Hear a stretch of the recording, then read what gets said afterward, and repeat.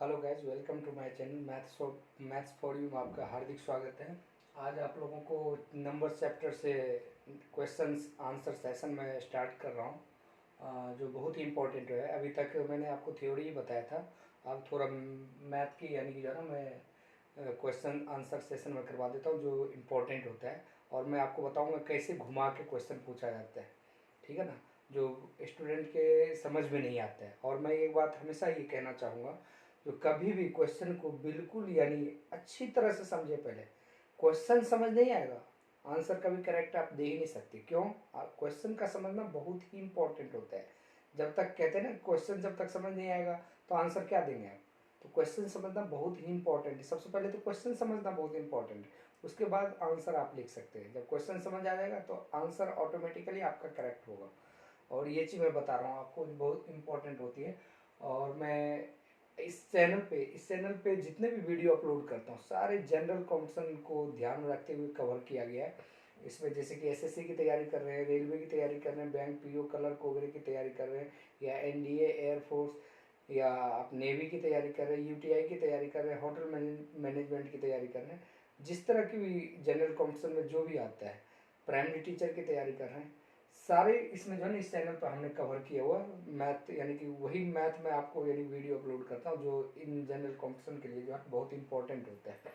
तो मैं आपको शुरू में कह देना चाहूँगा, वीडियो को स्किप करके कभी गलती से ना देखें, क्योंकि नॉलेज की बात होती है। और जब तक शुरू से नहीं देखेंगे लास्ट तक तो समझ नहीं आएगा। मैथ आपको समझने की चीज़ है, जब तक शुरू से लास्ट तक नहीं देखेंगे वीडियो तो समझ नहीं आएगी। पहली बात तो ये है। दूसरी बात, यानी कि इस चैनल पर जितने भी वीडियो अपलोड करता हूँ, एक भी मिस मत करिए आप। बहुत ही यानी कि मैं इंपॉर्टेंट बात बता रहा हूँ, क्योंकि एक भी चैनल पे जो वीडियो अपलोड करता हूँ एक भी मिस मत करिए आप वीडियो।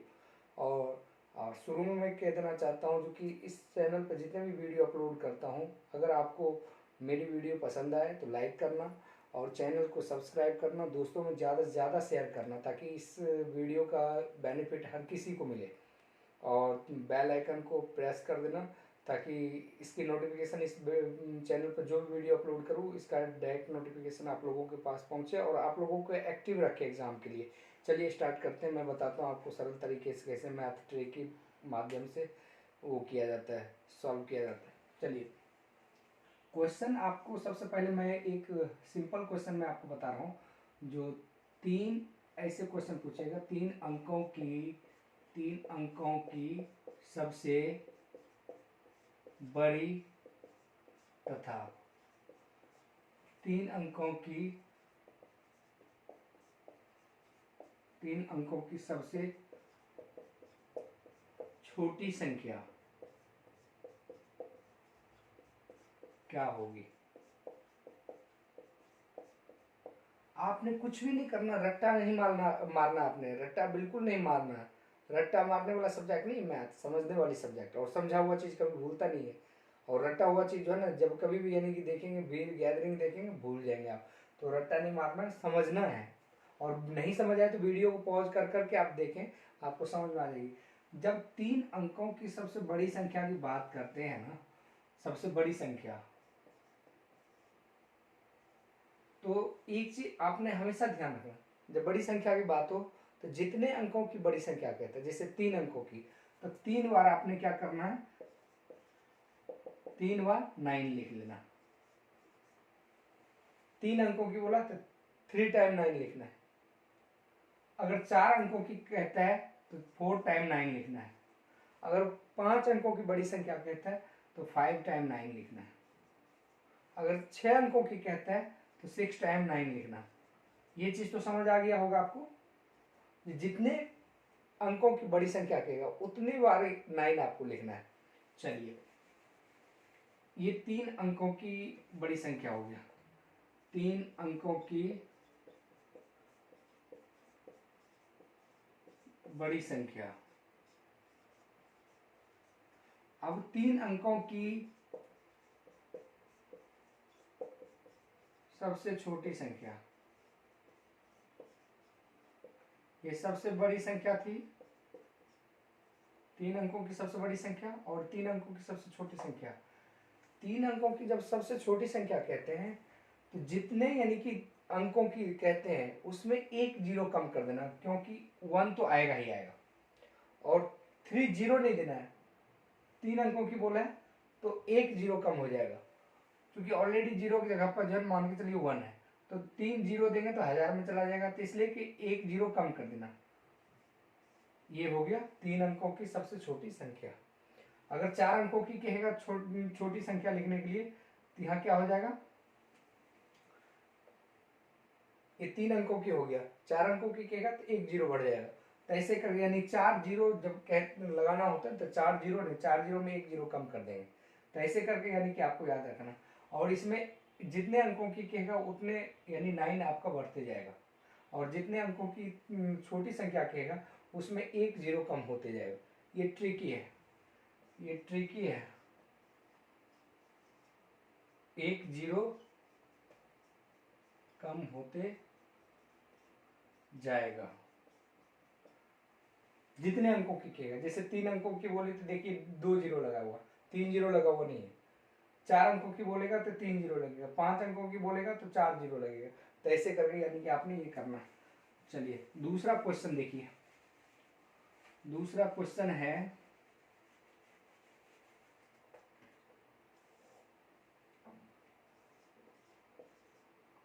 80 और 100 के बीच कितनी अभाज्य संख्याएं हैं।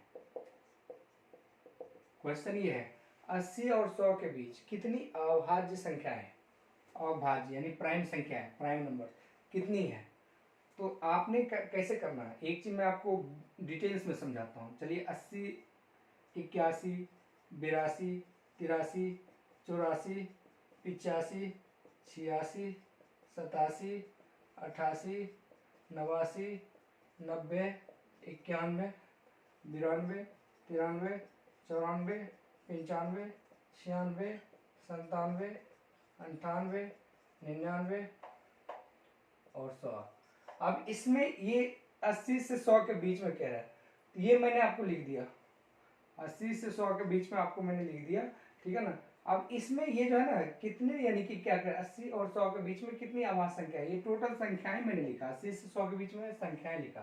अब आपने कैसे इसको करना, अभाज्य संख्याएं की परिभाषा मैंने आपको समझाया था, एक या खुद से कोई भी अंक एक या खुद से डिवाइड हो तो वो अभाज्य संख्या होता है, अगर एक या खुद से विभाजित ना हो तो वो अभाज्य संख्या नहीं है। जैसे एक से विभाजित हुआ या खुद से विभाजित हुआ, इसके अलावा किसी और अंक से भी विभाजित होता है तो वो अभाज्य संख्या नहीं है। तो ये देख लीजिए 80 जो है ना, 80 अभाज्य संख्या नहीं है, क्योंकि ये जो है 2 से भी कटेगा, ठीक है ना, ये 16 से भी कटेगा, ये 5 से कटेगा, ये 10 से कटेगा, ये सारे से कटेगा, तो इसलिए कि ये जो है ना अभाज्य संख्या नहीं है। जो अभाज्य संख्या होगा उस पर मैं सर्कल करूंगा। 81, 9 के टेबल में पढ़िए, 9 9 81, यानी कि ये जो 81 जो है ना एक और खुद 81 से कटता तो अभाज्य संख्या होता है, एक या खुद 81 से कटता अपने नंबर से कटता विभाजित होता तब होता है। 81 तो 9 से भी कट रहा है, 81 देख लीजिए किससे कट रहा है, 81 लिखिए यहाँ पे, ये देख लीजिए ये 1 से भी कट रहा है और 81 से भी कट रहा है, 9 से भी कट रहा है। तो ये 1 से जो कटता है, जो 1 से विभाजित होता है और जो अपने नंबर से विभाजित होता है वो तो अभाज्य संख्या होता है। जो किसी और नंबर से भी विभाजित होता है तो वो अभाज्य संख्या नहीं होती है। तो देखिए ये चीज मैं आपको बता रहा हूँ, ये 81 क्या है, 81 भी नहीं है अभाज्य संख्या, 82 भी नहीं है, 83 ये अभाज्य संख्या है जो सर्कल कर रहा है, 84 भी नहीं है, 85 भी नहीं, 86 भी नहीं, 87 भी नहीं। आप 87 का एक कैसे नहीं है, 7 है तो कहेंगे कि आप 87 अभाज्य संख्या नहीं। आप 29 को 3 से मल्टीप्लाई करेंगे ना, 20 या 60, 9 या 27, यानी 87, 60 20 87, ये भी अभाज्य संख्या नहीं है। समझ गए, ये भी अभाज्य संख्या नहीं है। तो 87 भी नहीं है, 88 भी नहीं, 89 है अभाज्य संख्या। 90 नहीं है, 91 नहीं है। अब बोलिए 91, 13 के टेबल में 7 बार पढ़ेंगे तो यानी 7 या 21 के 7 2 9 91, ये 13 के टेबल में आ रहा है तो ये भी अभाज्य संख्या नहीं है।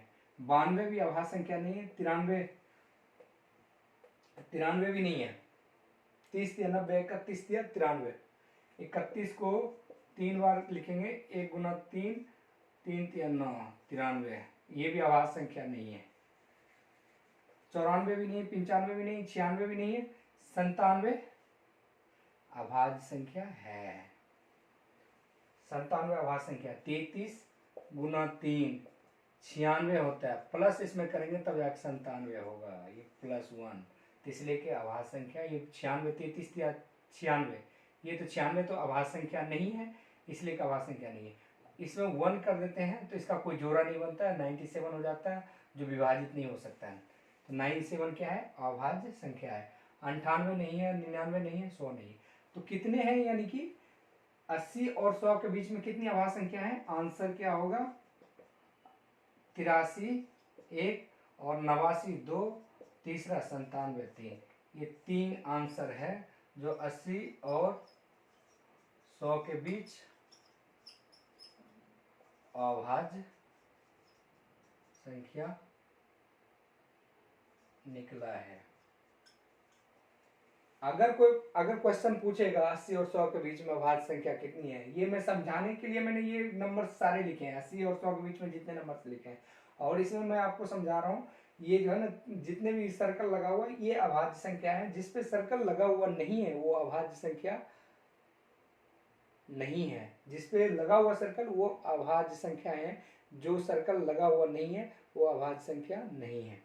अब मान के चलिए 83 89 97 क्या है? अभाज्य संख्याएं हैं। किसके बीच में? 80 और 100 के बीच में, ठीक है ना। तो क्वेश्चन इस तरह से पूछे 80 और 100 के बीच में कितनी अभाज्य संख्या है, फटाफट आपने जवाब देना। 3 अभाज्य संख्याएं। कौन कौन? 83 83 और 97 और 89। 83 89 97 3 है, ठीक है ना। तो आपने ये ध्यान रखना। चलिए अब इसी तरह से तीसरा क्वेश्चन मैं आपको बताता हूँ। तीसरा क्वेश्चन 0 से लेके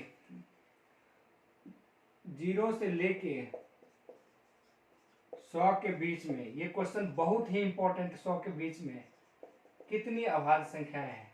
कितनी अभाज्य संख्याएं हैं? आप ये क्वेश्चन ऐसे पूछा जाएगा।